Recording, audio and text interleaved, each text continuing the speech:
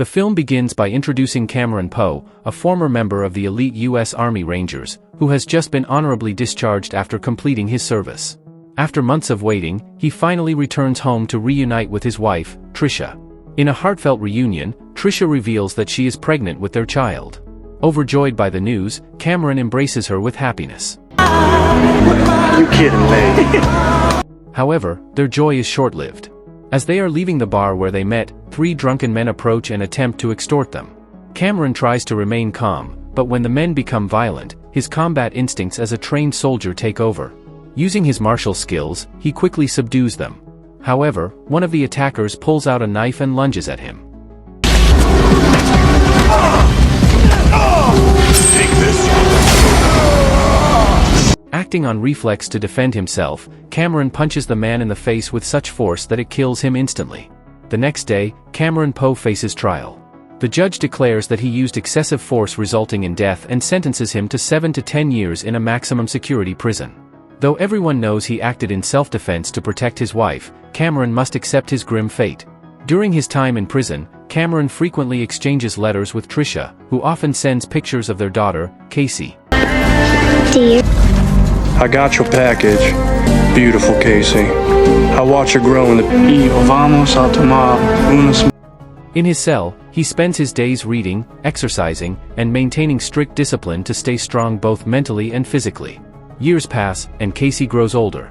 The little girl learns to write and begins sending small letters to her father, telling him about her simple daily life while waiting for the day he comes home. 8 years later, Cameron is finally granted parole due to his exemplary conduct. He is scheduled to be flown back to Alabama on a very special day, his daughter Casey's 7th birthday. I'm going home, son! Cameron will be transported on a C-123 aircraft, known by its call sign, Jailbird. He is supposed to be released once the plane lands in Alabama. However, he isn't traveling alone. Several other inmates are also being transferred, including his diabetic cellmate, Baby O. This prisoner transport flight is overseen by U.S. Marshal Vince Larkin, who is responsible for moving some of the country's most dangerous criminals to a new supermax prison. Among the list of convicts are several notorious figures. There's Billy Bedlam, a man who murdered his wife's entire family after discovering her affair. Then there's Diamond Dog, a black supremacist who bombed a National Rifle Association meeting and even wrote a book in prison titled Reflections in a Diamond Eye.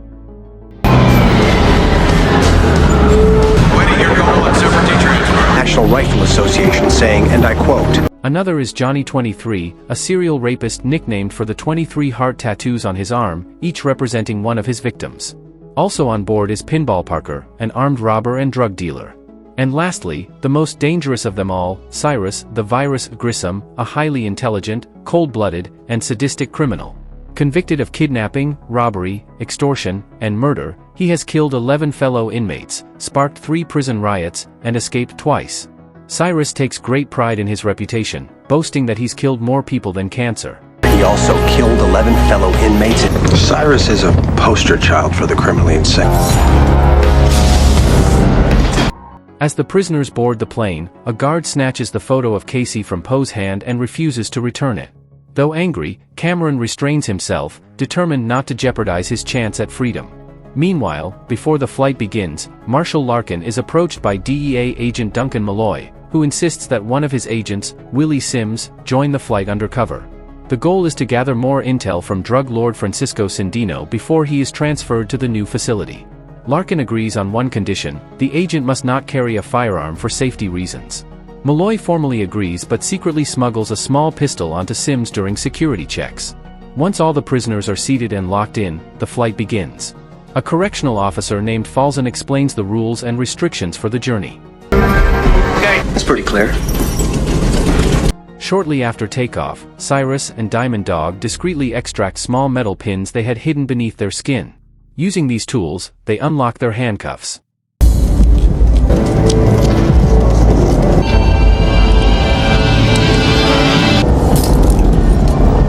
Once free, Cyrus signals Pinball.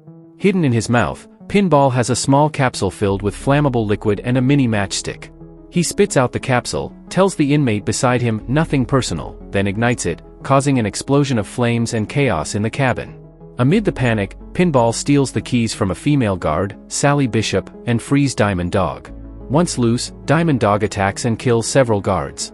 Cameron watches in anger but refrains from intervening, knowing that any involvement could destroy his chance of going home to his daughter.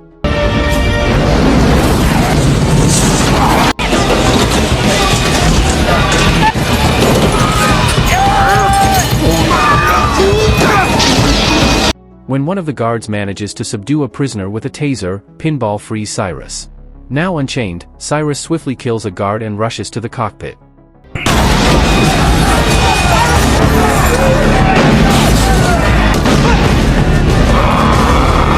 Say it, or I will kill you. He shoots the co-pilot who tries to intervene and takes control of the aircraft, ordering the pilot not to alert air traffic control. Under threat, the pilot transmits a false message that the disturbance is under control. Meanwhile, Pinball continues unlocking the other inmates.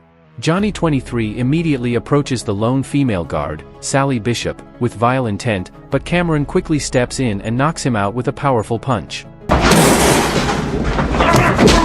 Relax, he's right. Not here, not now. Even Cyrus, disgusted by rapists like Johnny, warns him that he'll be thrown out of the plane if he tries anything again.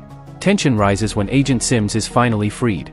As soon as his cuffs are off, he pulls the smuggled pistol and takes Pinball hostage, aiming the weapon at Cyrus. Cyrus grabs Sally as a human shield. Poe quickly assesses the situation and realizes that Sims has made a fatal mistake. His hostage, Pinball, is worthless in a standoff. Cameron warns Sims to stand down and not act rashly, but Sims ignores him. Within seconds, Cyrus strikes and shoots Sims dead. You know you're in a situation you can't control, right?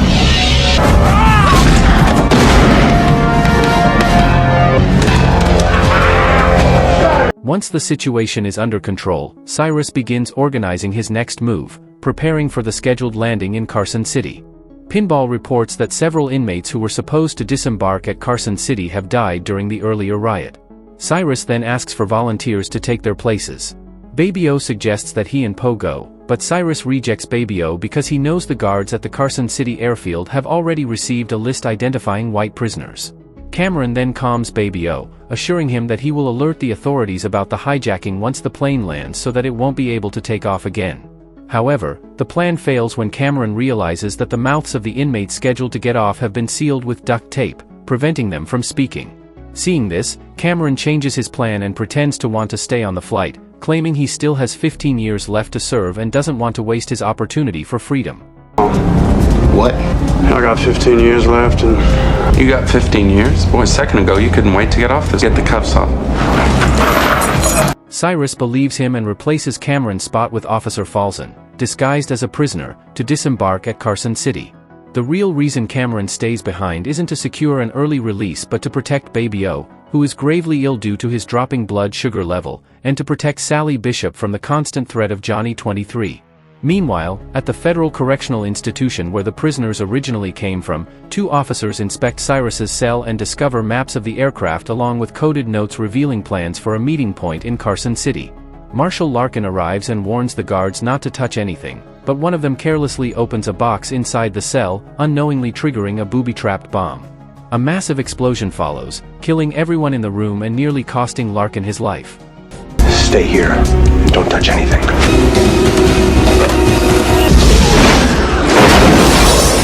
Back on the Jailbird, Cameron discovers a hidden recording device attached to Agent Sims's body. He quickly transfers the device to Officer Falzon, who is now disguised as one of the dead inmates, hoping it will alert the prison guards on the transfer bus during the prisoner exchange in Carson City. The story continues as the plane lands to refuel and pick up several new prisoners joining the flight toward their supposed freedom. Cyrus oversees the entire process to ensure nothing seems suspicious. Among the new arrivals are Francisco Cindino, the drug lord and mastermind behind the escape plan, Ramon Martinez, a serial killer nicknamed Sally Can't Dance, a new pilot named Earl Williams, known as Swamp Thing, and the most terrifying of them all, Garland Green, a legendary cannibal known as the Marietta Mangler. Garland has murdered 30 people along the U.S. East Coast, slaughtering them so brutally that the Manson family seems tame by comparison. Once the new inmates are aboard, Swamp Thing removes the aircraft's transponder and hands it to Pinball. Pinball climbs down through the lower fuselage and sneaks among the ground crew equipment. He hides the transponder inside a small sightseeing plane to mislead the authorities. At that moment, a woman near the runway spots Pinball. He casually walks toward her, pretending nothing is wrong. As the prison bus leaves the Carson City airfield, one of the guards accidentally hits Falzen's chest, unintentionally knocking loose the recording device Cameron Poe had planted. The guard picks it up, immediately realizing something is off, and contacts the marshal's office to report the suspicious situation. Meanwhile, on the runway, a police officer tries to stop Cyrus from boarding the plane, but Cyrus quickly shoots him when he sees another patrol car approaching.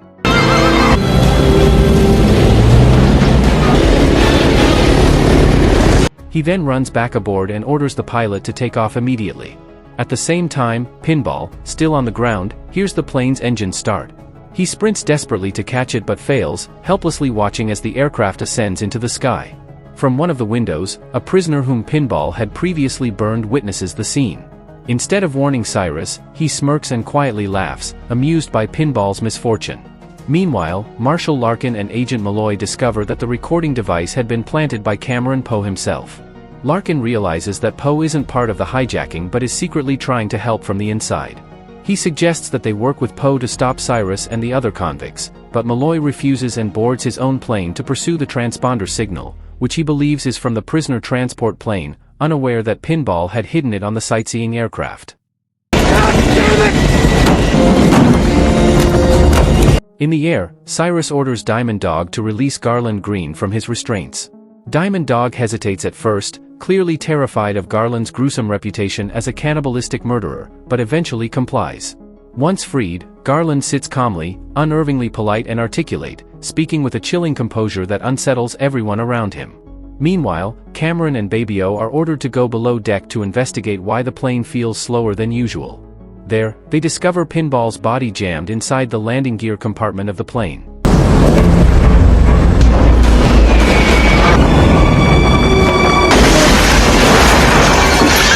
Police officers examining the scene find the message written on the shirt and immediately contact Marshal Larkin. Shortly after, Larkin meets with Tricia and Casey, Cameron's wife and daughter, to learn why Cameron chose to stay on the plane when he could have escaped in Carson City. As they talk, a call from the Fresno Police Department comes in, confirming that the message found on the fallen body originated from the prisoner transport plane. Larkin quickly deduces that the aircraft, which was supposed to head toward the Supermax prison, is instead flying in the opposite direction toward an abandoned airfield known as Lerner Airfield. He tries to warn Malloy over the radio, but Malloy refuses to believe him. Determined, Larkin borrows Malloy's Corvette and speeds toward Lerner Airfield, calling in the National Guard for backup to secure the area before the plane lands. Meanwhile, aboard the aircraft, Billy Bedlam begins to suspect Cameron. He stops Poe and questions him, pointing out that if Cameron truly had 15 years left to serve, they should have been housed in the same prison block, yet Billy had never seen him before. Cameron calmly replies that he spent most of his time in solitary confinement and didn't socialize with other inmates.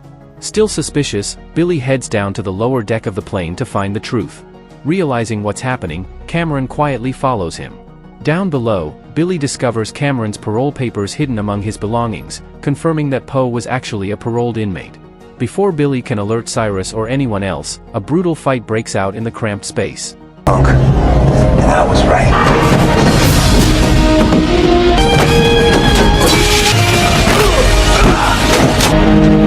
Cameron ultimately kills Billy with his bare hands to protect his secret. Meanwhile, Larkin arrives at Lerner Airfield and surveys the surroundings. Moments later, the Jailbird begins its landing, but the pilot is startled to see a small plane on the same runway. He narrowly avoids a collision, but the aircraft's landing gear gets stuck in the dirt, leaving it tilted and immobile.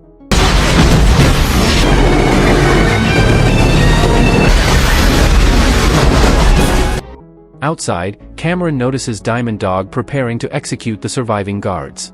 He intervenes, convincing Cyrus to keep them alive as hostages, suggesting they might be useful if Cindino betrays them. Cyrus considers the idea and agrees. The convicts begin digging around the wheels to free the plane.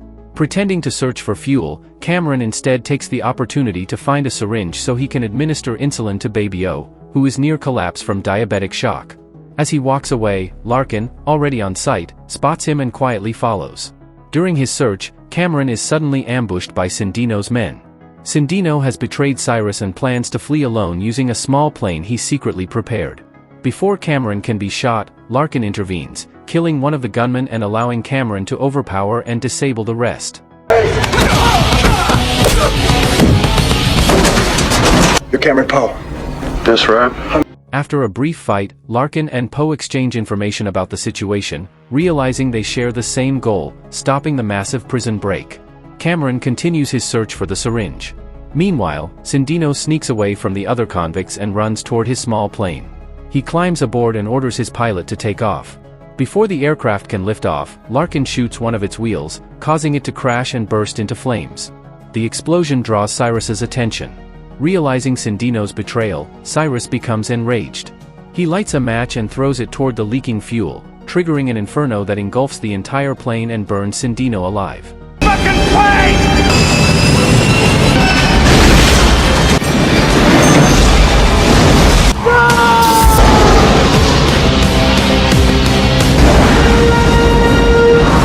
Soon after, the prisoners spot armed forces approaching Lerner Airfield.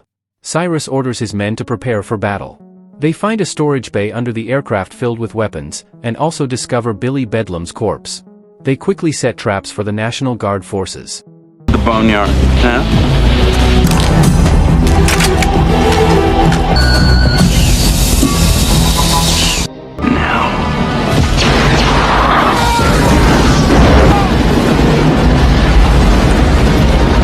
Larkin, determined to prevent a massacre, finds an old, rusted bulldozer and starts it up, using it as a makeshift shield to protect the troops.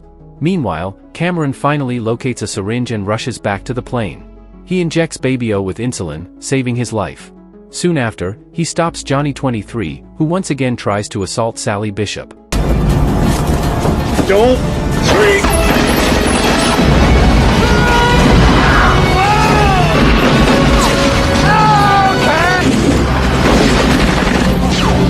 A brief fight ensues, but Cameron subdues him.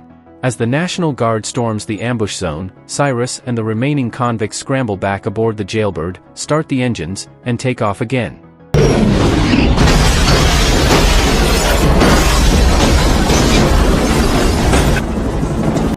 While Cameron tries to protect Sally and Baby O, Cyrus discovers Cameron's parole letter that Billy had found earlier.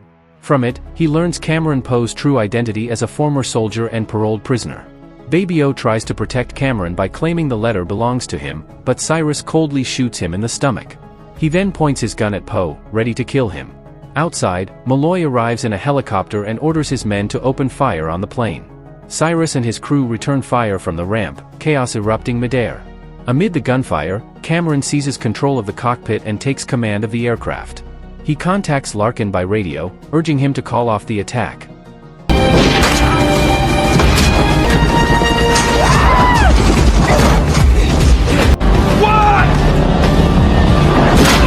Larkin tells Malloy that Cameron Poe is a paroled Army Ranger who is not part of the hijacking. Hearing this, Malloy orders his men to cease fire. The original plan is to land at McCarran International Airport in Las Vegas.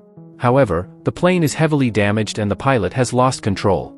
The Jailbird crashes spectacularly along the Las Vegas Strip, tearing through cars, buildings, and crowds, leaving chaos and casualties in its wake. The wrecked aircraft finally comes to a halt inside the lobby of the Sands Hotel, completely destroyed.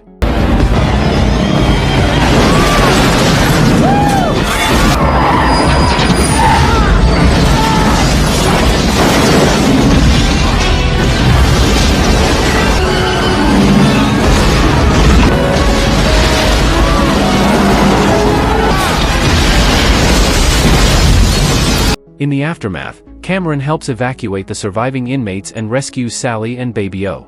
Both thank him for his bravery. Police quickly arrive to arrest the remaining convicts. But Cyrus, Swamp Thing, and Diamond Dog manage to escape by stealing a fire truck.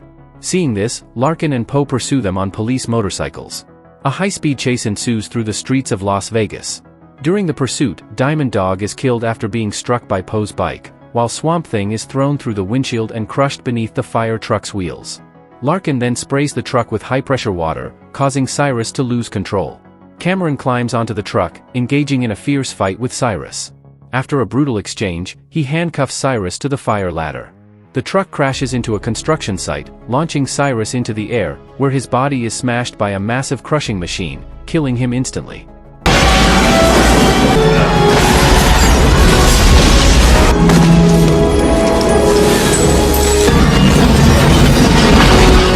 With everything finally over, Cameron reunites with his wife and daughter, who were brought to the scene by Larkin. He embraces them with tears of relief, knowing his struggle was not in vain. Baby-O, wounded but alive, thanks him for saving his life. In the film's final scene, the setting shifts to a casino in Las Vegas. A dice dealer asks a new player at his table if he feels lucky tonight. The player turns out to be Garland Green, the escaped serial killer. Smiling calmly, he rolls the dice, signaling that his newfound freedom has only just begun. If you enjoyed this video, don't be shy, hit the like button, and if you disliked it, hit the dislike button twice just to be sure. You should watch the full movie. Thank you very much for watching.